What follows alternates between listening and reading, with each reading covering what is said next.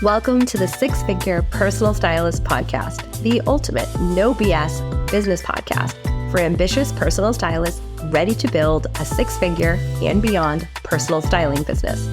You won't hear the typical snooze fest business advice that most personal stylists get told all of the time.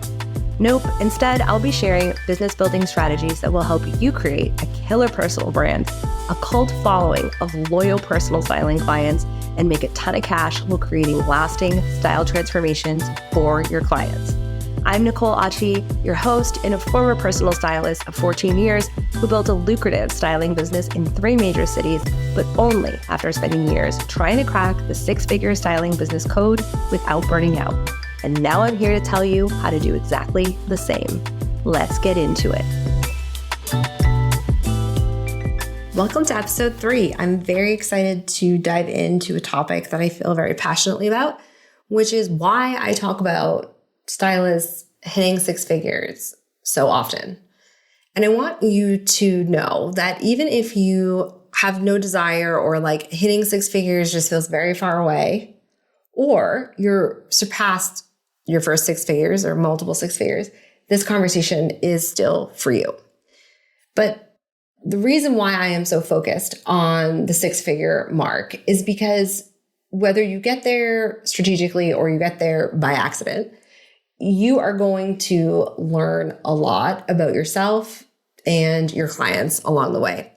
And what I find, both in my own journey as a personal stylist for 14 years and in the experiences of my clients, it is usually getting to 6 figures that is the hardest part. Like once you're there, it's actually not that hard if, and only if, you have not built a business that burns you out to get to the next level, to get to multiple 6 figures, if that's what you're wanting.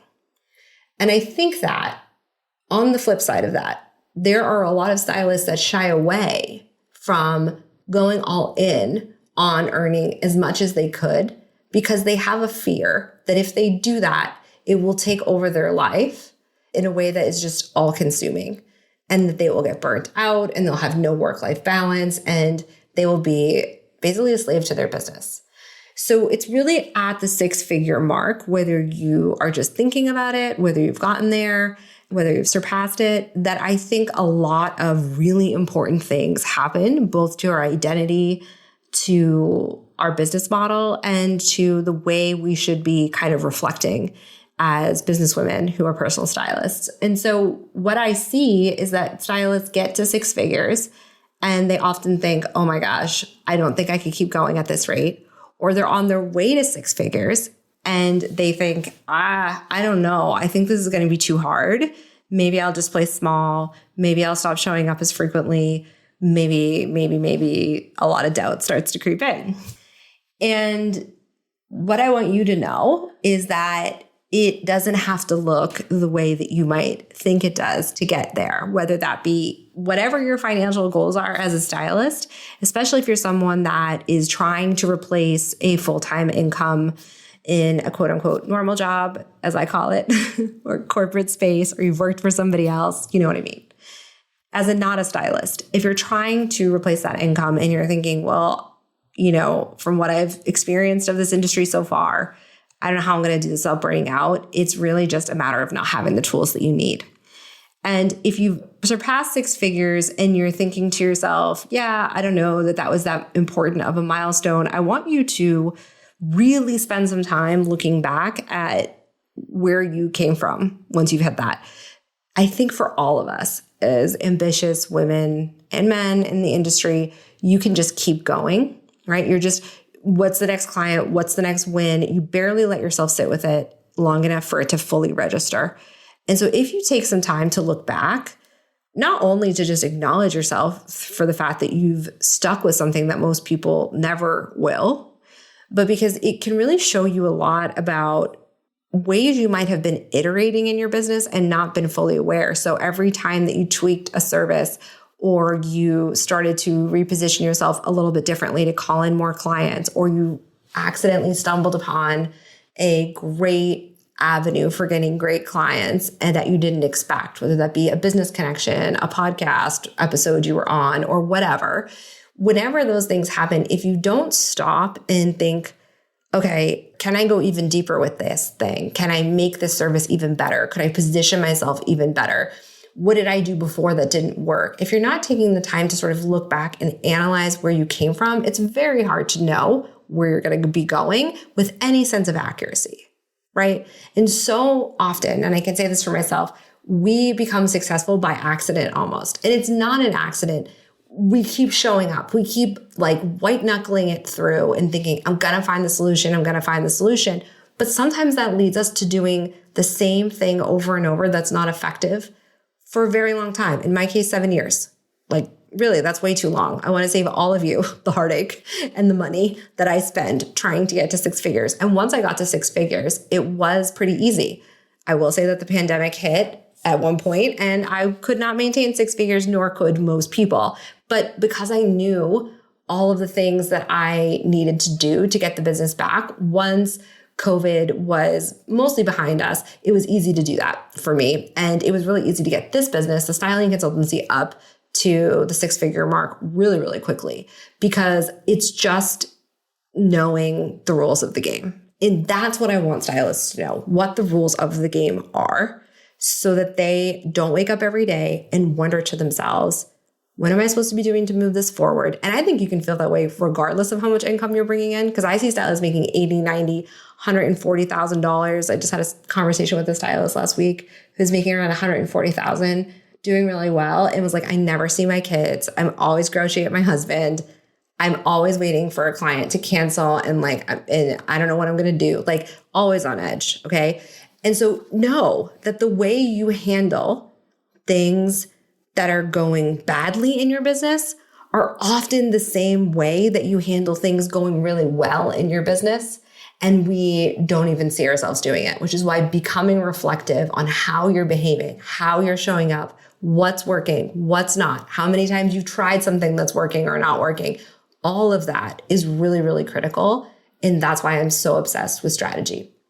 Because the better you get at that, the more clients you can actually style, which is what I know each of you got into this game for. So really, really critical to be looking at your numbers, looking at how much money you're making. I know that's something that a lot of stylists tell me they avoid. As a matter of fact, that stylist I just told you about, who's making around $140 a year for the past 2 years, didn't even realize that until she went to fill out my new client form and had to actually sit down with the numbers. I used to be like this too. I was the worst. I'll tell you that getting an accountant was super helpful for me because I had to become accountable, and someone else was doing the thing that I was pretty bad at, which was actually keeping my QuickBooks up to date. And so she has changed my life. She's also made me a much better businesswoman, has taught me so much about what your overhead should look like in a business, and just what my profit margins were, and just all of those things that I can now pass on to my clients. So she is a true gift. Her name is Yahi. She runs a business called Account Her. So check her out. She's amazing. Many of my clients use her, and she's just really such a wealth of knowledge and so helpful. So if you're someone that struggles to look at your numbers and you're thinking I don't know, you won't keep getting better and earning more if you're not looking at your numbers. Even if you're earning a lot, you could be doing a lot better if you understood these things. So non-negotiable.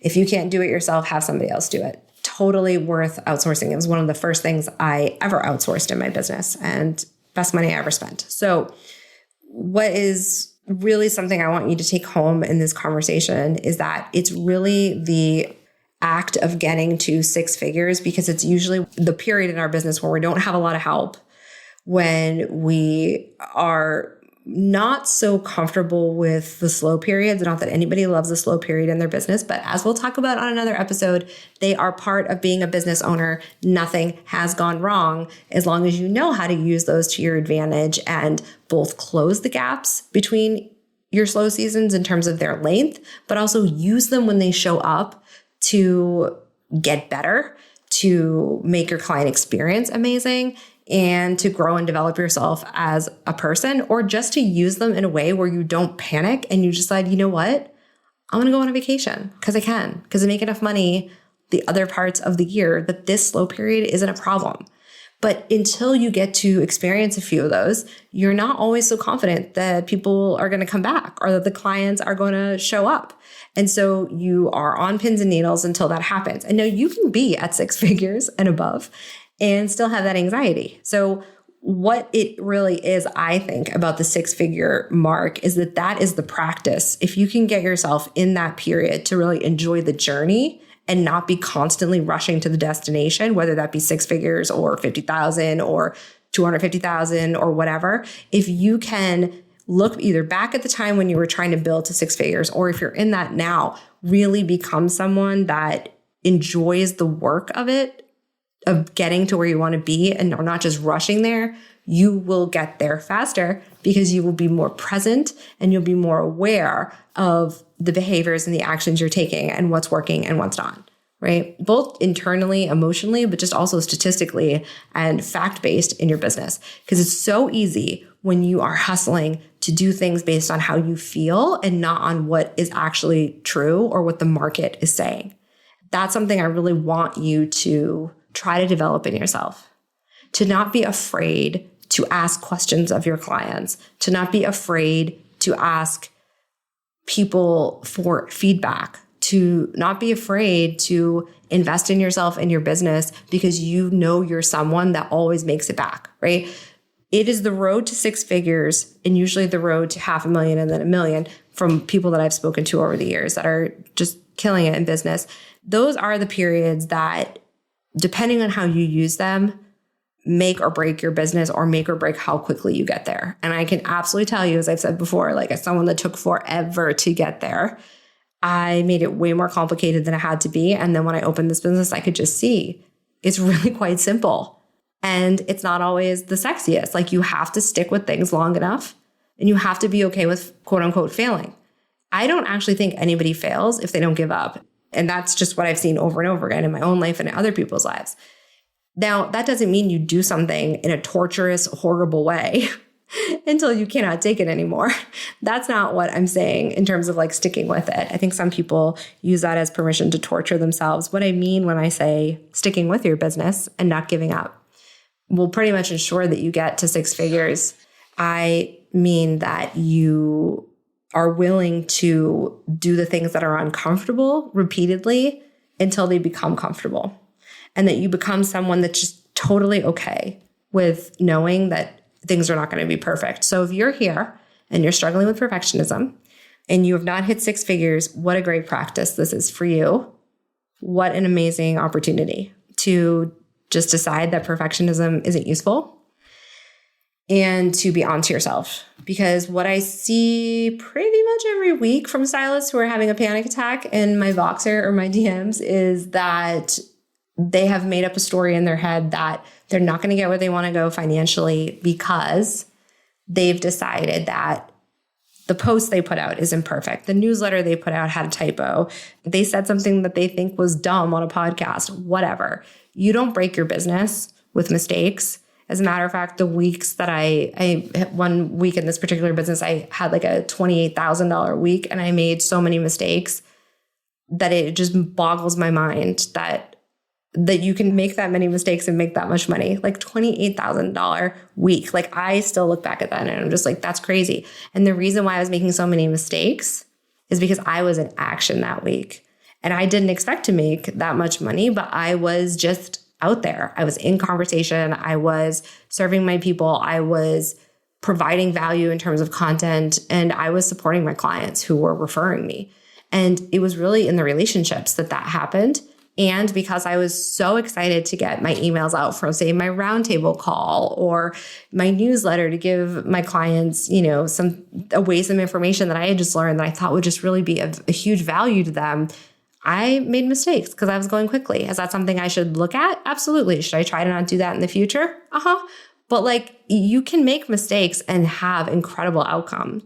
And in fact, I want you to be so excited about the value that you are giving your clients and the mindset shifts and the opportunity to think about what's possible for them, that you are so excited to get things out that when you do make a mistake, you think to yourself, it was more important for me to get it out there than it was for me to sit here worrying about making a mistake.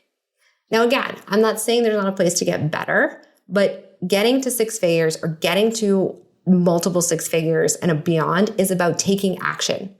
And that's why I focus so much on this particular sort of like income amount, is that it is in the getting to six figures phase or getting to your next big income goal that you need to develop into someone that just takes the action.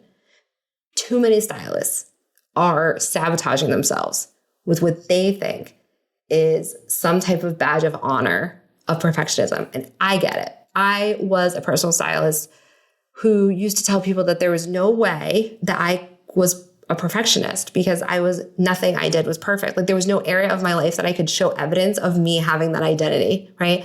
Talk about in it. Like talk about so unself-aware. Because being a perfectionist isn't about you producing perfection. Because when you are a perfectionist, you don't think anything you do is good enough. And also you forget and are just totally have no frame of reference for this fact, which is especially when you're running a personal styling business, nobody knows what the rules of the game are for you to be living up to. Like we're making this up, guys. This is not like, we're not doctors. We're not like, there's not like a special way that you have to go about it. There's not one way to be a stylist. It's not like being a surgeon. Like when you're a surgeon, there are things you have to be educated on and know and do. There's a million ways to be a stylist. And there's a million ways to build a multi-six-figure personal styling business. So this idea that there's one right way is just a way for you to stay small and a way for you to protect yourself from being judged. And I get it. We're human. That's what our brain does. But as soon as you can get used to being okay with things going wrong or being uncomfortable and instead focus your attention on, am I taking action? Am I showing up? Am I doing the thing that I'm excited to do, but maybe feel a little bit like I'm going to puke in my mouth if I do it? That's what we're looking for. There's going to be points in your business where things just feel monotonous and boring. And if you can make even those enjoyable, or you can know that those are developing you, and as my coaches say, everything's working. Everything you do is working. It's either working on you or it's working for you. And that is the best quote I have ever heard. I think they might have gotten it from their coach, Myron Golden, but either way, just let that wisdom soak in for a sec. Everything you do is working. It is either working for you or it's working on you. Like when I heard that, I was just like, all right, got to get back to work. So it's this idea that we have that like we have to do something and then the result has to be right there in order for it to be successful. That's not how life works.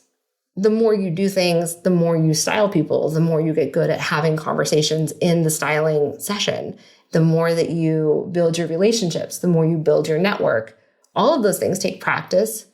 And you'll always look back and think, oh, what I did a few years ago or 6 months ago is trash. You'll always look back at your social media posts and think, cringe. Like you just will. And if you don't think that when you look back, you are not getting better. You are not playing the game right. That is the only rule of the game, to keep going and to make the process of continuing to show up and be visible and consistent and there for your clients as easy as possible, because that's how you win the game. That's how everybody wins the game. There is not one other thing that has to be a specific way except for consistency when you're hitting your goals as a business owner and as a businesswoman. And so to bring it back to the sort of the topic of this podcast and why six figures are important, I don't want you to get hung up on the number. And I also don't want you to shy away from the number. When I say to some stylists, what do you want to earn in this business? They give me a number and they say, because, but I know you're all about people making six figures and it doesn't seem possible for me. And here's the thing, I get it. Like I couldn't imagine. I mean, it took me 7 years, which I at some point just thought like, well, this is evidence it's never going to work. Like that I took the time that I floundered and struggled to be evidence that it wasn't possible for me. Did I know other stylists who were there? Yeah. I also knew a lot of stylists that were there and they were miserable. So maybe that was a block. Maybe I was also thinking like, well, how am I going to do that and have a life? I mean, it's possible that I was thinking that. It was so long ago. I don't even recognize that person, but I have a lot of compassion for her because she was so afraid of visibility Like, let me tell you, that's another part of this that I feel passionate about. You cannot get to six figures and beyond, especially if you have even bigger financial goals for yourself, if you are hiding in any way. And I get that visibility is so uncomfortable. I used to say, oh no, I'm the stylist that's supposed to be behind the people that are visible. And then someone pointed out that like nobody can find you if you're like the world's best kept secret. Like that's not how businesses run. And when I had a business coach say that to me, it like slapped me right upside the head and got me right out of it. She said, you have way too many people to help to be hiding the way you're hiding. Like you have no right to say that you're a stylist, helping other people to show up and then to hide.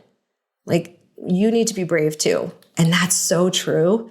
We want other people to be brave and to show up in the world. And we want to style them to get ready for these things, whether they're just like a mom on the playground who wants to make more friends, or they're a woman running her first board meeting, or, somebody that is running for political office, or someone that's just hoping to not get passed over for a promotion in their job. So they want to show up like, their next level self or a leader, right? We want all of those people to be brave. And then we want to like often not have to also show up. Like we want to be the enabler of other people's visibility. And you cannot fully understand your client who's seeking to be seen authentically and to be visible in the world if you are not willing to do what it takes to get comfortable with that as well. That is a badge of honor that people earn through doing.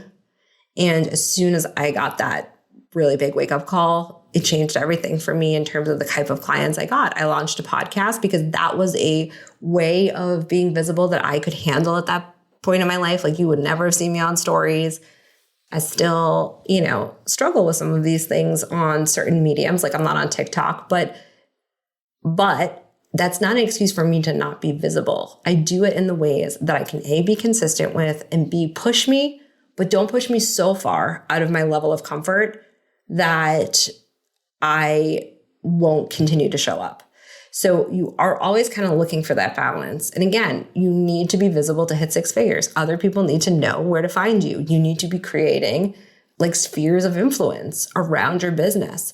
So again, if you haven't hit six figures yet, instead of focusing on the number in the bank account, I want you to focus on being consistent, letting yourself be visible, even if it's terrifying. What is the way you can be visible that will get you out there?